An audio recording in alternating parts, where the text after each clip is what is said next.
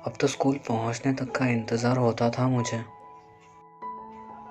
इससे पहले स्कूल जाने में कोई ख़ास मज़ा नहीं आता था, या फिर सच बोलूं तो स्कूल जाने का कोई रीज़न नहीं था।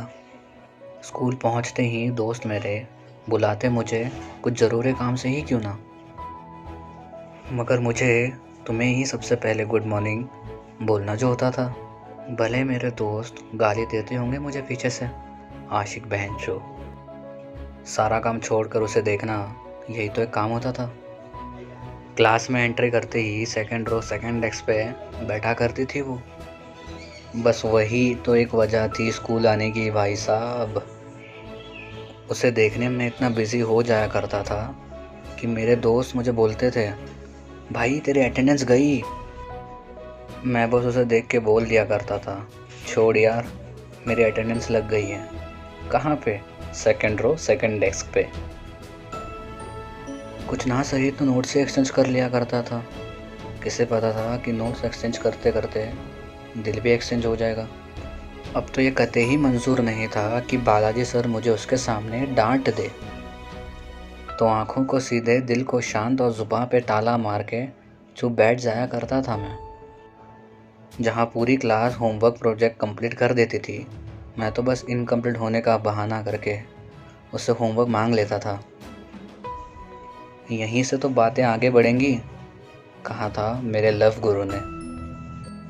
इस बहाने मैं भी पढ़ लेता था। अगर गलती से कोई क्वेश्चन उठ गया तो मेरा हाथ सबसे पहले उठे। इस बहाने थोड़ा इम्प्रेशन भी बन जाएगा। काफ़ी कुछ बदल गया था, या फिर बदल दिया गया था। स्कूल दूसरा घर कहने का एक मौका मिल गया था। छुट्टी वाले दिन सभी को आराम था, बस मुझे बेचैनी। कल बात कहाँ से शुरू और कहाँ ख़त्म, ये सोच के पूरा दिन खा जाया करता था। मेरे सारे दोस्त सिंगल, मगर टिप तो ऐसे जैसे ओहो ये घूम रहे हैं मोहल्ले के लव गुरु। मुझे तो बस मौका चाहिए था उसे बोलने का, मगर समझ ही नहीं आ रहा था कहूँ तो कैसे, समझाऊँ तो किस कदर, महसूस दिलाऊँ तो किस तरह। पता नहीं हिम्मत हौसला जुटा के उसके पास तो चला गया मैं, मगर कुछ बोल ना सका, क्योंकि डर था कहीं दोस्ती ना टूटे। बस शायद इसी वजह से उसका सो कॉल बेस्ट फ्रेंड बना रह गया। मगर भाई तुम्हारा सुपरमैन इतने में हार गया तो कैसा चलेगा, क्योंकि वो आग ही क्या जो लग के बढ़े नहीं, वो नशा ही क्या जो सर चढ़े नहीं। नहीं बनता तब तक कोई सच्चा आशिक जब तक मोहब्बत में उसको दो चार पड़े नहीं। बस अब ठान लिया था, कैलेंडर में डेट मार्क कर दी थी।